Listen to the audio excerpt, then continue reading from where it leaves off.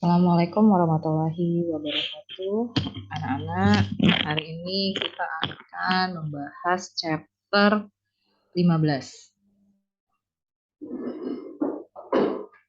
Oke, chapter 15 mengenai ekuitas. Ekuitas adalah bagian dari laporan posisi keuangan ya, setelah liabilities. Oke, di komponennya pasiva. Oke, sebelum kita masuk ekuitas, kita harus paham dulu konsep dari perusahaan, ya, atau bentuk dari perusahaan.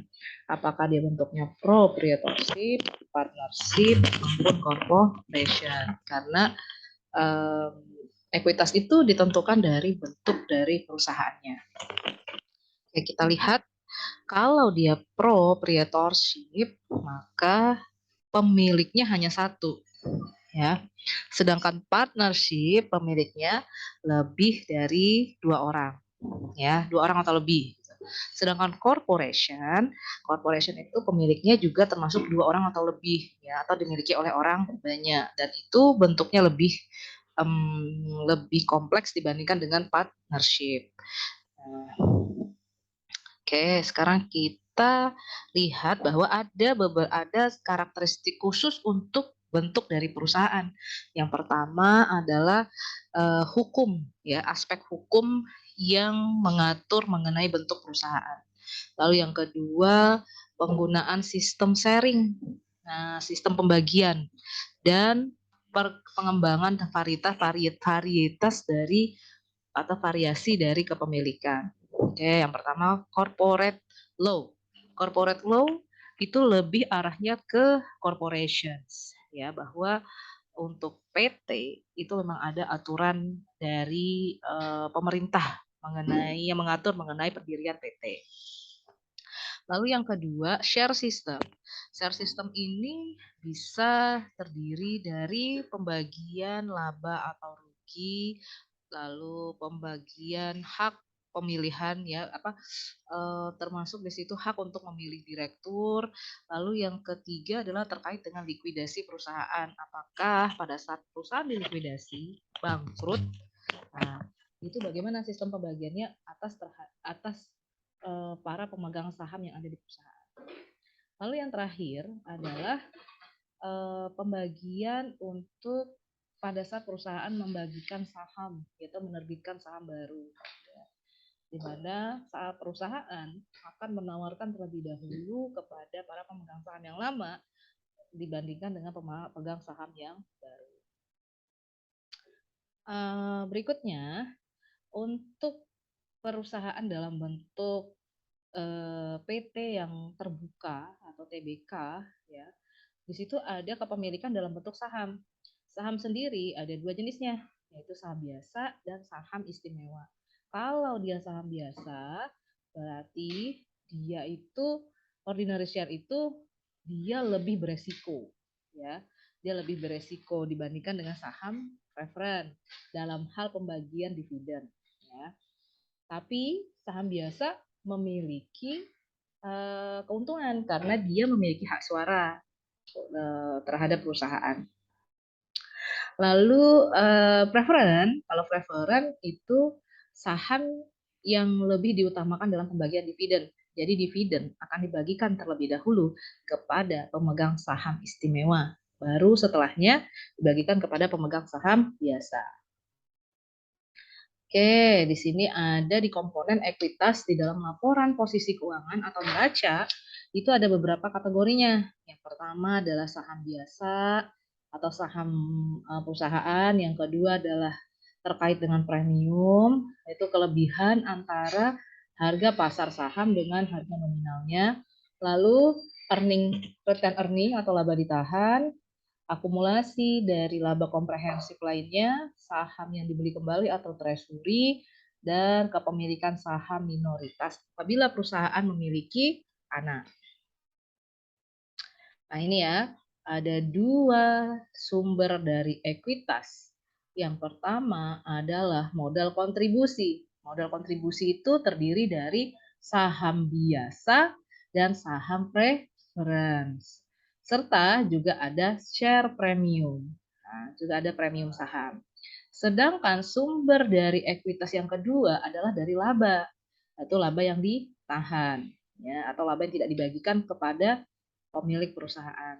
Nah, jadi ada dua sumber dari ekuitas atau modal, yaitu dari ordinary dan preference beserta share premium dan juga dari retain earning.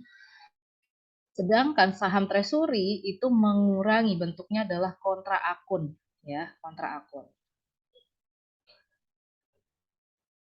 Oke, saham yang diterbitkan oleh perusahaan itu bisa bagi macam-macam, yaitu saham yang bisa diterbitkan di situ terlihat harga nilai nominalnya. Saham diterbitkan tapi tidak terlihat harga nominalnya.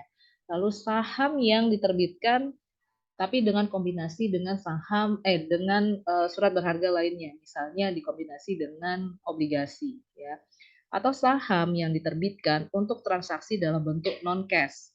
Lalu yang kelima adalah biaya-biaya yang terkait dengan saham. Nah, dalam penerbitan saham itu ada beberapa permasalahan ini yang harus kita kita aware gitu ya, kita harus perhatikan banget. Apakah saham yang diterbitkan itu untuk non-cash transactions atau diterbitkan dengan kombinasi dengan surat berharga lainnya, dan kita juga lihat harga dari penerbitan saham. Nah, ini par value share dalam penerbitan saham ada namanya harga nominal saham. Nilai nominal yang rendah akan membantu perusahaan itu menghindari kewajiban kontingensi, ya, di mana perusahaan harus menjaga saham-sahamnya, baik itu saham biasa maupun saham istimewa dan share premium. Jadi kalau misalnya nilai nominalnya rendah, itu dia lebih apa ya, lebih safe dibandingkan dengan perusahaan yang nilai nominalnya tinggi, ya, karena takutnya kita terlalu menilai tinggi saham kita sendiri gitu. Sedangkan ada penerbitan saham yang tidak menuliskan harga nominalnya.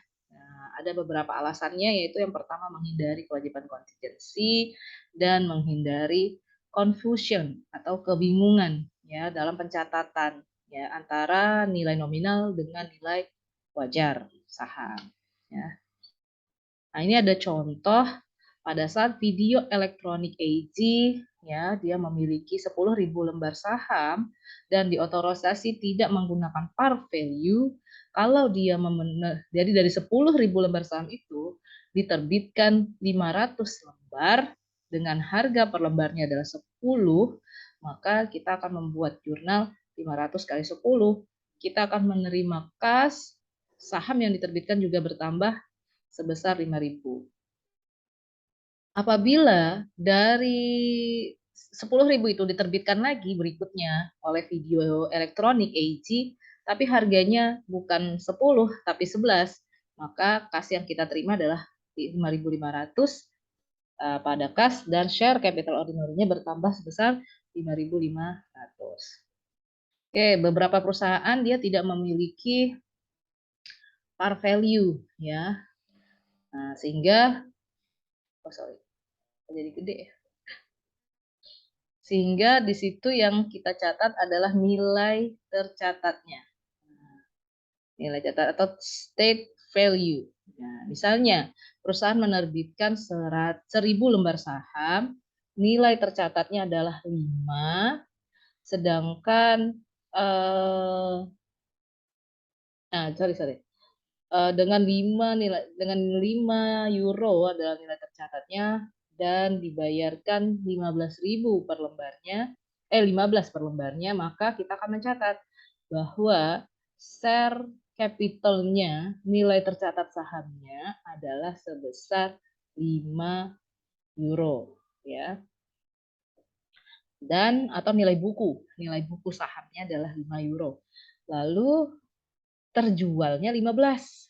Nah, sehingga kita mendapatkan premium atas perbedaan antara nilai state value dengan yang dibayarkan sebesar 10.000. Oke, saham yang diterbitkan dengan beserta dengan, apa namanya, beserta dengan surat berharga lainnya, itu ada 2 alokasi dalam bentuk proporsi ataupun inkremental. Contoh, Rafonet menerbitkan 300 lembar saham yang $10 per lembarnya, itu adalah saham biasa, dan 100 lembar saham yang harga per lembarnya adalah 50 untuk saham preference, dijadikan satu, jadi ada 2 yang diterbitkan ya, saham biasa dengan saham preference. Lalu dijadikan satu, harganya adalah 13.500, namanya penjualan lamsam. Lalu dia punya market value atau nilai pasar sebesar 20 per lembar. Dan preferennya memiliki nilai pasar 90 per lembar. Oke, kita lihat dulu pembagian persentasenya, yaitu ordinary share, yaitu sebesar 300 lembar dikali 20 tadi marketnya, sehingga totalnya adalah 6.000. Preference yang tadinya 100 lembar dikali marketnya 90, berarti 9.000. Berarti nilai pasarnya adalah 15.000 nih secara lamsam. Nah, kalau kita presentasikan bahwa ordinary share itu dari total adalah 40%, preferennya 60. Lalu kita lihat, kita alokasikan ke bagian apa namanya, parnya ya, bahwa secara lamsam harga parnya adalah 13.500. Berarti nilai par untuk ordinary ya, sebesar dari 13.500 itu adalah 5.400, sedangkan yang preference 8.100. Itu metode proporsi ya. Sehingga kita buat jurnalnya bahwa kita menerima uang kas sebesar 13.500, share capital preference-nya adalah 5.000, share premium preference-nya ya 5.000, yaitu sebesar 3.100. Dari mana 3.100? Dari sini. 8.100 dikurangi dengan 5.000 sehingga dapatlah 3.100. Demikian juga yang ordinary. Yang ordinary tadi ada 5.000 ya, 5.400. Sedangkan parnya hanya 3.000, berarti share premiumnya adalah 2.400. Total yang terjual lamsamnya adalah 13.500. Sedangkan kalau metodenya incremental, maka kita lihat di situ ada ordinary share 300 dikali 20, dapatlah 6.000. Sini preferennya nggak diketahui nilai marketnya, sehingga dinolkan. Sehingga fair market value-nya adalah sebesar 6.000. Nah, di sini kita lihat secara lamsam 13.500. Berarti kalau fair marketnya adalah 6.000, berarti preferennya adalah 7.500.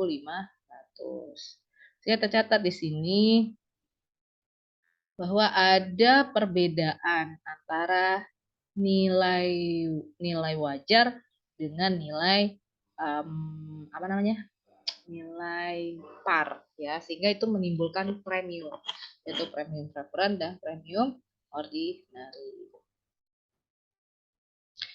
Nah, saham yang diterbitkan untuk transaksi yang bentuknya non cash ada beberapa rules atau ada beberapa aturan bahwa perusahaan harus mencatat saham yang diterbitkan untuk transaksi non cash itu pada nilai yang pertama adalah nilai wajar dari barang atau jasa yang diterima.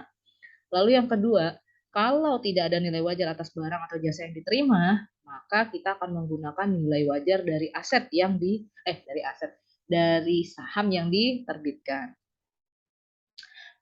Nah, ini ada contoh bahwa di sini ada mencatat penerbitan 10.000 lembar saham yang nilai nominalnya adalah 10 euro untuk pembelian paten. Nah, di mana si Marlow tidak bisa menentukan nilai wajar dari paten, tapi dia tahu nilai wajar dari saham sebesar 140. Berarti nilai yang kita pakai adalah nilai wajar dari saham. Maka patennya adalah 140.000 pada ordinary share sebesar parnya, yaitu 100.000. Selisih 140 dengan 100 namanya premium. Nah, itu. Jadi yang pertama kita cari, ada nggak nilai wajar dari saham, nilai wajar dari barang atau jasa yang kita tukarkan dengan saham. Kalau tidak ada nilai wajarnya, maka kita pakai nilai wajar dari saham. Bagaimana kalau misalnya di sini tidak ada nilai wajar dari saham, tapi yang ada nilai wajar dari paten? Maka kita tulis paten 150.000, ordinary share 100.000, sisanya adalah premium.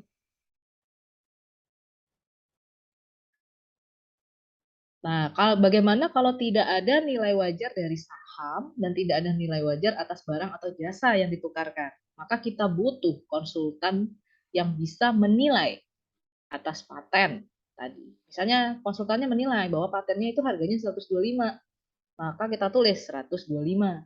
Harga parnya adalah 100, sisanya adalah Nah, untuk cost atau biaya dalam penerbitan saham ada beberapa. Yang pertama adalah underwriting, yang kedua accounting and legal fees, printing dan taxes. Ya, semuanya mengurangi penerimaan dari penjualan saham. Oke, sekarang kita akan lanjut ke preference. Nah, tadi udah ordinary, sekarang preference. Preference ya, itu berkaitan dengan dividen, bahwa semua pemegang saham preferen akan mendapatkan dividen terlebih dahulu dibandingkan dengan saham biasa. Preferen atau dia lebih diutamakan pada saat perusahaan itu mengalami kebangkrutan atau likuidasi, maka saham preferen yang diutamakan untuk pembagian asetnya. Preferen bisa di-convertible, bisa dipertukarkan dengan ordinary share. Bisa sewaktu-waktu bisa dijual dan tidak memiliki hak suara atas perusahaan. Nah, ini ada macam-macam ya. Kumulatif, participating, convertible, callable, redeemable. Ya, ini bisa di-search. Apa sih kumulatif, participating? Kalau kumulatif berarti berkaitan dengan dividen, ya. Participating berarti berkaitan dengan berkaitan dengan pembagian aset ya. Convertible berkaitan dengan dapat ditukarkan dengan ordinary, callable, redeemable berarti berkaitan dengan kapan saja mereka bisa menjualkan saham preferennya. Contoh di sini Bishop menerbitkan 10.000 lembar saham preferen yang harga nominalnya ada 10 pound sterling. Harga harga pasar sahamnya adalah 12 pound sterling. Maka kita catat bahwa yang dicatat kasnya itu sebesar harga pasar, itu 120. Tapi untuk menerbitkan penjualan saham, kita pakai yang par, yaitu sebesar 10.000 kali 10, 100.000. Selisihnya namanya share premium. Kalau treasury, yaitu saham yang sudah beredar di bursa, terus kita beli kembali. Ada dua metode dalam pencatatannya, yaitu menggunakan cost atau menggunakan par value method. Dan saham treasury mengurangi atau kontra akun dari ekuitas. Contoh, Pacific menerbitkan 100.000 lembar saham yang nilai nominalnya $1 per lembarnya.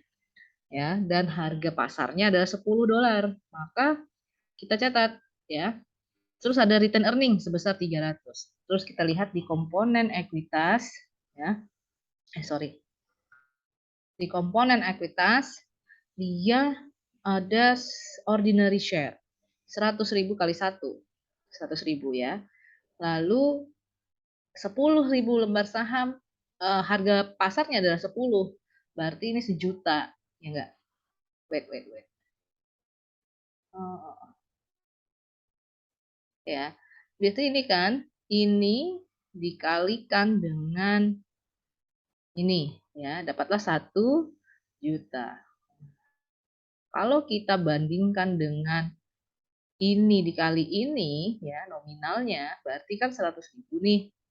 Berarti kita memiliki keuntungan sebesar 900.000. Nah, inilah namanya share premium. yaitu berkaitan dengan perbedaan antara nilai pasar dengan nilai par-nya. Dan return earning 300, berarti total ekuitasnya adalah 1.300.000.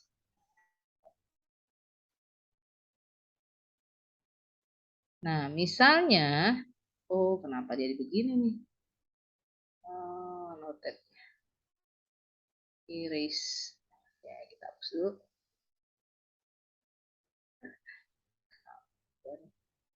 Ya. Misalnya Pasifik, dia menerbitkan tadi, ini sudah. Pasifik menerbitkan tadi 100.000 lembar saham yang tadi nih return earning segini. Terus pada tanggal 20 Januari dia menarik 10.000 dari saham yang beredar sebesar dia bayar 11.000. Maka jurnalnya sahamnya ditarik berarti pindah ke debit. Ya, dalam namanya treasury share, saham yang ditarik kembali. Ya. Kasnya berkurang 110.000 karena dia bayar untuk menarik saham itu kembali. Sehingga kita catat bahwa dikurangi dengan saham yang ditarik kembali tadi adalah 110. Berarti ekuitasnya adalah 1.190. Misalnya di sini kita jual kembali. Jual kembali saham yang sudah ditarik tadi, kita jual kembali. Pada saat dijual bisa di bawah nilai, di bawah harga kita beli saham treasury atau di atas harga kita beli saham treasury. Misalnya above atau di atas. Tadi kita beli saham treasury-nya itu adalah 11 per lembarnya. Terus kita jual di atas yaitu 15. Dari 10.000 saham treasury kita jual cuma 1.000 aja deh. 15 per lembarnya. Maka catatnya kas pada treasury share sebesar 11 berarti ada premium ya, premium treasury. Jadi dijelasin premiumnya mana nih? Oh, ini premiumnya treasury. Kalau dia below yaitu tadi dia belinya 11 tapi dijualnya 8, maka kas kita terima 8.000, lalu share treasury-nya adalah 11.000 ya. Tadi pas belinya ada 11.000, maka yang ini rugi sebesar 3.000. Share premiumnya kalau rugi pindah di debit. Kalau dia untung dia ada di kredit. Sudah. Ini saham treasury-nya tidak lagi beredar ya, benar-benar tidak lagi dijual, maka itu masuk di retiring treasury share ya. Oke, ini dividen. Ada beberapa dividen, ada beberapa jenisnya, ada bentuknya kas, ada bentuknya PPE ya atau properti, ada bentuknya saham ya, dan ada dividen yang di liquidating ya. Contoh kas dividen sama aja ya. Kita perlu perhatikan ada 3 tanggal dalam pembagian dividen, yaitu yang diumumkan, dicatat, dan dibayar. Misalnya diumumkan tanggal 10 diumumkan ada kas dividen sebesar 50 sen per lembar sahamnya ya. Ada di situ ada 1,8 juta saham. Dan payable sampai 16 Juli, berarti akan dibagikan pada tanggal 16 Juli kepada seluruh pemegang saham dan dicatat tanggal 24. Maka tanggal 10 pada saat dia diumumkan, maka jurnalnya adalah retain earning pada dividen payable sebesar 900.000. Jadi dividen ini 50% dari saham dibagikannya. Berarti kalau 1.800.000 artinya 900.000 itu dibagikan dalam bentuk dividen. Nah, lalu tanggal 24 dicatat. Nah, tidak ada. Kapan kita mencatatnya? Pada saat pembayaran dividen, yaitu tanggal 16 Juli. Dividen payable pada cash sebesar 900.000. Kalau bentuknya properti, berarti dividennya dalam bentuk aset, bukan kas, ya. Maka kita harus restate dulu dan catat ulang lagi berapa nilai wajar dari properti yang dibagikan ke dalam bentuk dividen itu. Nah, dan harus mengakui adanya gain or loss. Contoh, di sini ada 1.250.000 investment ya, dengan mengumumkan ada dividen dalam bentuk properti pada tanggal 28 Desember dan didistribusikan tanggal 30 Januari 2019 kepada para pemegang saham dan dicatat tanggal 15 Januari. Ya, berarti ada 3 tanggal ya, diumumkan, didistribusikan, dan dicatat. Ya, sebesar 2 juta. Maka kita catat pada tanggal deklarasi kita akan mencatat bahwa ada investasi equity sebesar 750.000. Lalu ada di situ ya unrealized holding gain or loss sebesar 750.000, bahwa di sini fair value-nya 2 juta ya. Pada tanggal deklarasi itu fair value-nya 2 juta, tapi harga dari investmentnya itu tadi, equity investment tadi adalah sebesar 1.250.000. Maka ada gain sebesar 750.000 ya. Retain earning pada property dividen payable. Pada saat dia didistribusikan, maka kita catat property dividen payable pada equity investment sebesar 2 juta. Liquidating berarti apapun dividennya yang tidak didasarkan pada earning akan mengurangi jumlah dari paid in, ya, jumlah dari yang dibayarkan kepada shareholder. Contoh, dia menerbitkan dividen kepada para pemegang saham biasanya sebesar 1.200.000. Lalu pembagian dividen dalam bentuk kas di situ mengharuskan semua pemegang sahamnya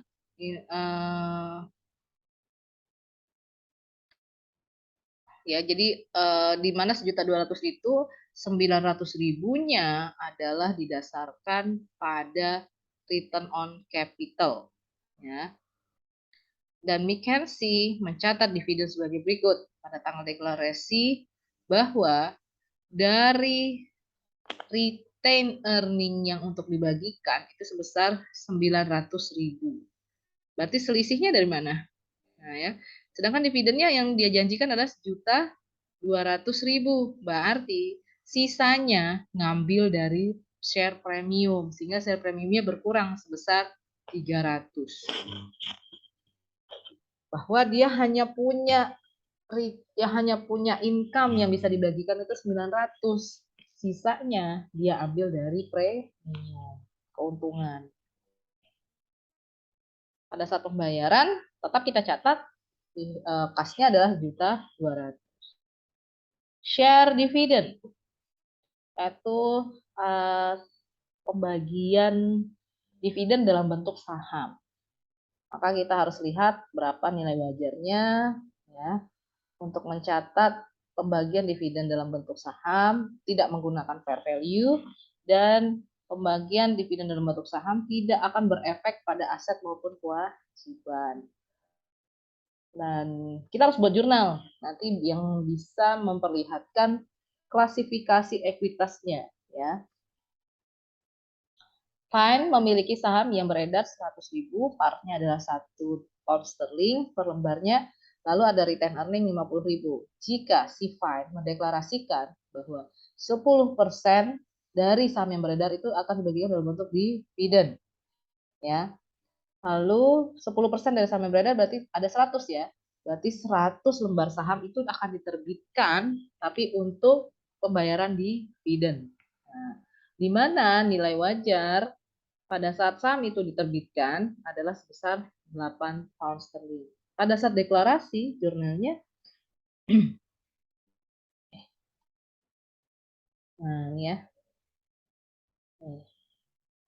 Berarti kan uh, retain earning-nya diambil berapa? Nah, di situ retain earning-nya dibagikan dalam bentuk share dividen sebesar 10.000.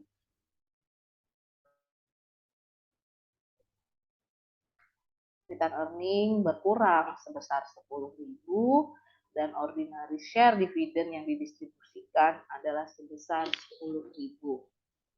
Pada tanggal distribusi, maka share dividennya ya sahamnya dibagikan dalam bentuk 10.000. Sahamnya bertambah ya sebesar 10.000. Ayo, dari mana 10.000? Itu ya. 10.000 berarti kita ambil dari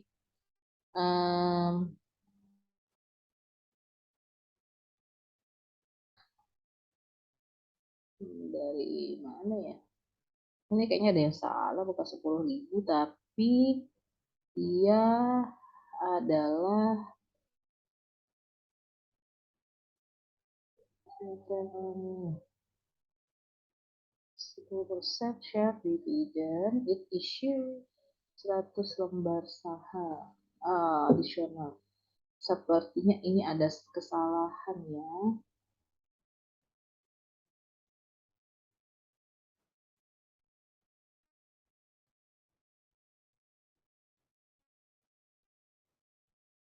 Oke. Nah, sepertinya ini ada informasi yang kurang. Sebentar ya. Ini harusnya adalah dividen yang dibagikan itu berkaitan dengan if fine declare 10% dari share dividen, berarti kan 10% dari ini adalah 100, terus dia dibagikannya dalam bentuk, dia tidak boleh pakai fair, tapi dia harus pakai var. Maka dia harusnya adalah 100 ya, bukan 10.000, tapi harusnya 100.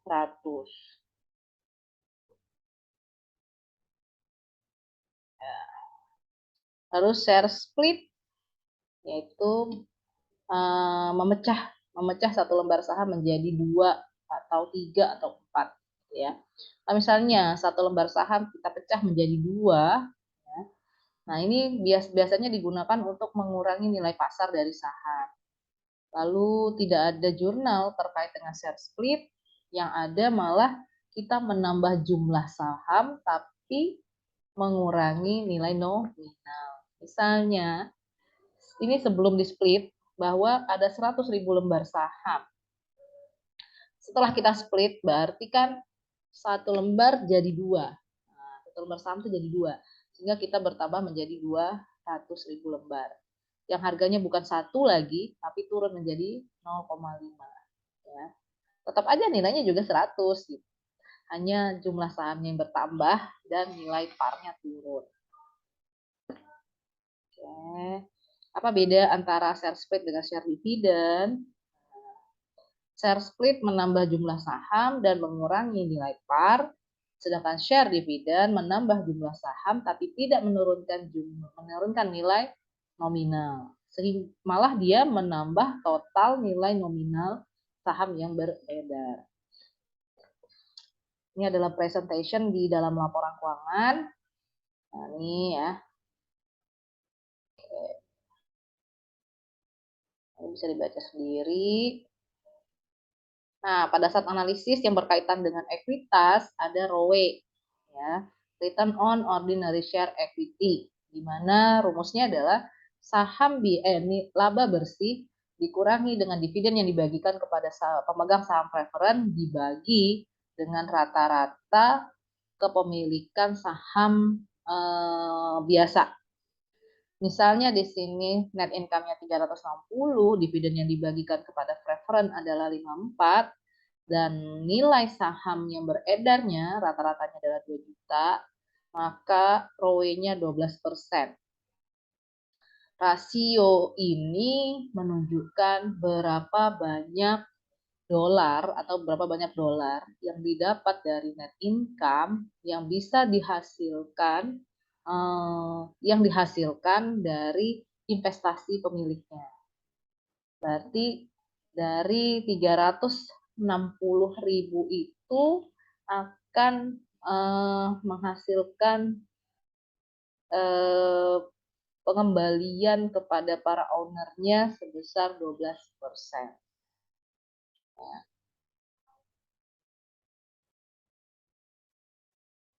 Lalu book value, ordinary share dibagi outstanding, ya, berarti nilai per lembar bukunya adalah 10 dolar Hong Kong. Nah, ini bisa dipelajari sendiri di rumah, ya. Demikian untuk kuliah kita yang berkaitan dengan ekuitas. Saya tutup. Assalamualaikum warahmatullahi wabarakatuh.